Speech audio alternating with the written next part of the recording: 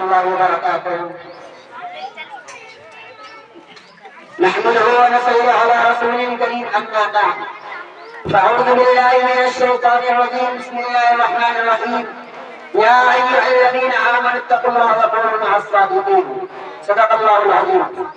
محترم سامعین کرام، اسٹیج پر تشریف فرما قابل احترام دور دراز سے آئے ہوئے مہمانان اعظام، ہمارے عربی حفیظ صدر وسیع صاحب، ناظرین صاحب، مجمع اراکین، ہمارے پیارے قرار ساتھیوں اور دیش واسیوں، آپ سبھی کو میرے طرف سے آداب سلام پرنام۔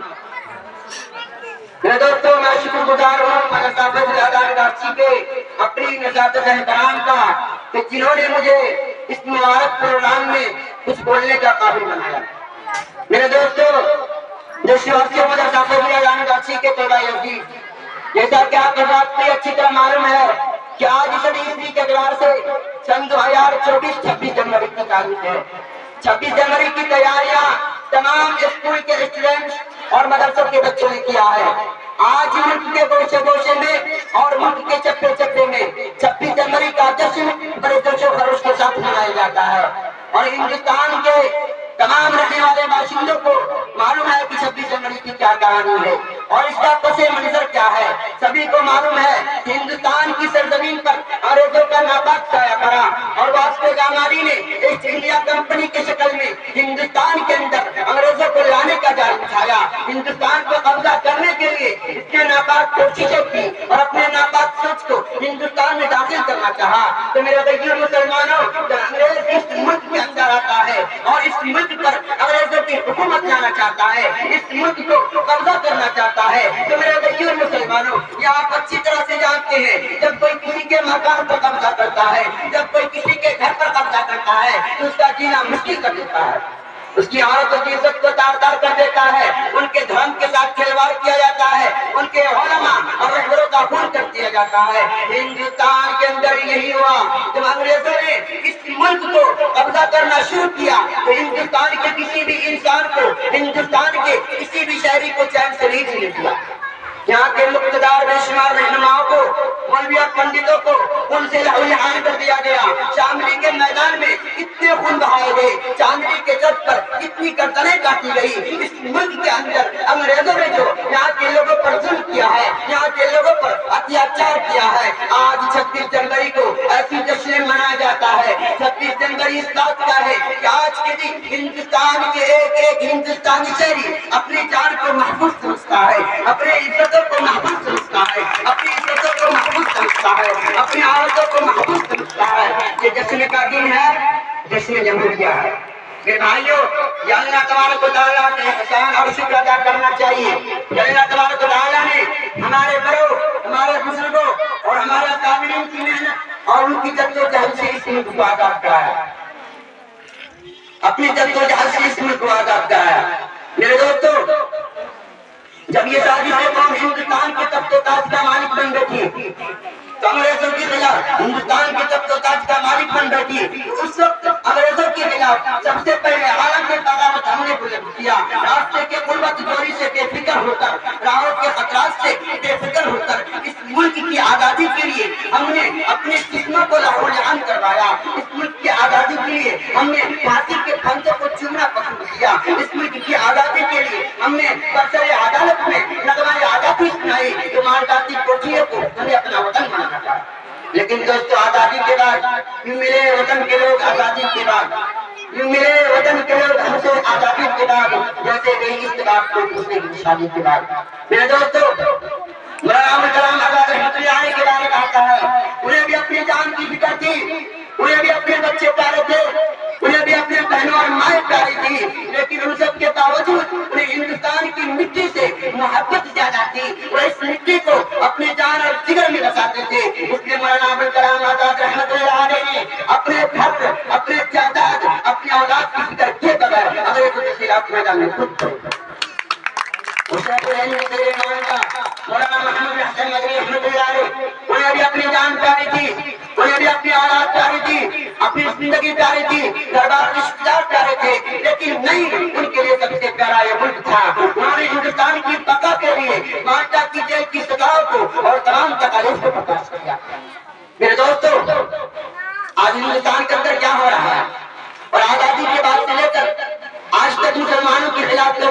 साजिशें रची जा रही है।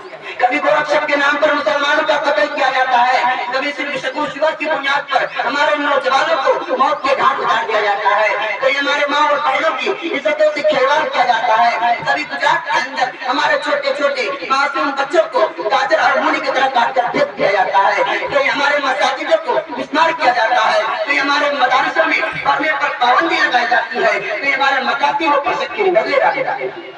अब तो ये हो चुकी है कि आज हमारे शरीयत में दाखिलत करने की कोशिश की जा रही है। मैं उनको बताना चाहता हूँ, उन फिरकापरस्त ताकतों को और उन इत्तेहाद के दुश्मनों को और सेकुलरिज्म के नाम पर उन सियासत की रोटियां सेकने वालों को कि कान खोल कर सुन लो, जब तक इस सरजमीन पर एक कलमा पढ़ने वाला मौजूद रहेगा, खुदा की कसम अपने शरीयत पर अमल करता रहेगा।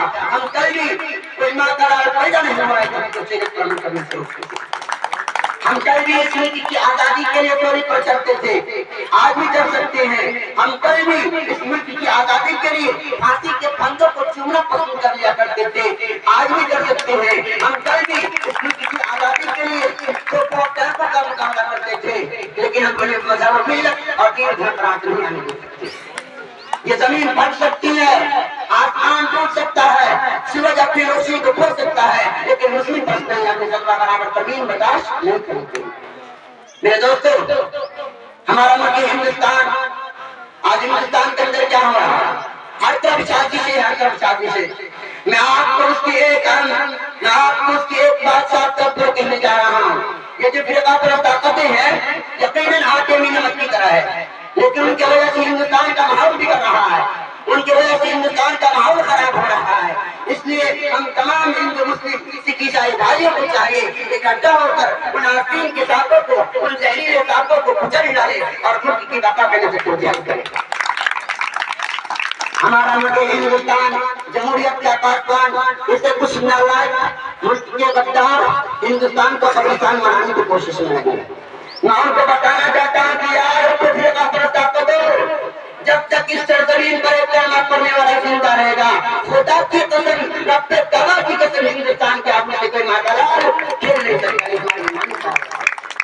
और दोस्तों, हिंदुस्तान की जब भी जरूरत पड़ी हमारे लाल आगे बढ़े, कभी मीर अब्दुल हमीद के शक्ल में, कभी खान अब्दुल गफूर के शक्ल में, कभी हजरत मौलाना जाफर फारसी रहमतुल्लाह अलैह के शक्ल में, कभी हजरत मौलाना कासिम नानवी रहमतुल्लाह अलैह के शक्ल में, कभी हजरत शेखुल हिंद के शक्ल में, कभी हजरत मौलाना अब्दुल कलाम आजाद रहमतुल्लाह अलैह की शक्ल में, कभी भगत सिंह की शक्ल में। ये मुल्क हमारा था, हमारा है और हमारा रहेगा। और दोस्तों, आज ये फिरकापरस्त ताकतें हम पर इल्जाम लगा रही हैं कि तुम इस मुल्क से मोहब्बत नहीं करते हो, तुम इस मुल्क से प्यार नहीं करते हो और इस मुल्क में रहने वाले बाशिंदों से प्यार नहीं करते हो। मैं उनको बताना चाहता हूँ, क्या करें? तुम तारीख को नहीं पढ़ा, क्या तुम तारीख को भूल चुके हो?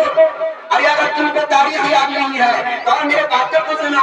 क्या तुम भूल चुके हो अब्दुल कलाम आजाद के स्कूलों को कि जब उन्होंने 1910 के जलसे से खिताब करते हुए फरमाया था, क्या कोई बड़े से बड़ा शख्स आकर मुझे ये कहे कि अब्दुल कलाम कल हिंदुस्तान को आजादी मिल जाएगी, कल हिंदुस्तान को आजाद कर दिया जाएगा, तो शर्त ये है कि तुम हिंदू मुस्लिम बड़ी महत्व की बातें करेंगे, तो मैं हिंदुस्तान को आजाद कर दूंगा। दोस्तों, कलाम ने कहा था कि मैं आपकी आजादी को याद मारता हूँ, हमें आपकी आजादी की जरूरत नहीं, हमें हिंदुस्तान के अंदर हिंदू मुस्लिम की बात का त्याग चाहिए। ये पैगाम दिए हमें इसलिए, लेकिन आज हमें बदनाम करने की साजिशें रची जा रही है। हमारे मदारिसों पर आया गालिबान लगाया जा रहा है। ये कि अपने गंदी सोच फिक्र को शरीयत में दाखिल करके इस इमेज में मुदाखलत करने की कोशिश की जा रही है। मैं उनसे कहना चाहता हूँ कि तुम आप कोशिश कर लो, कोशिश करके तुम थक तो सकते हो, तुम कोशिश करके मर तो सकते हो, लेकिन ना तो तुम हमारे दिलों से इस हिंदुस्तान की मोहब्बत को कम कर सकते हो, ना तुम हमें जगह से भेज सकते हो। मेरे दोस्तों, आज इस 26 जनवरी के दिन से मैं आपको एक पैगाम देना चाहता हूँ कि नौजवानों, आप अपनी शख्सियत को समझिए, आप मुस्तकबिल की तैयारी कीजिए।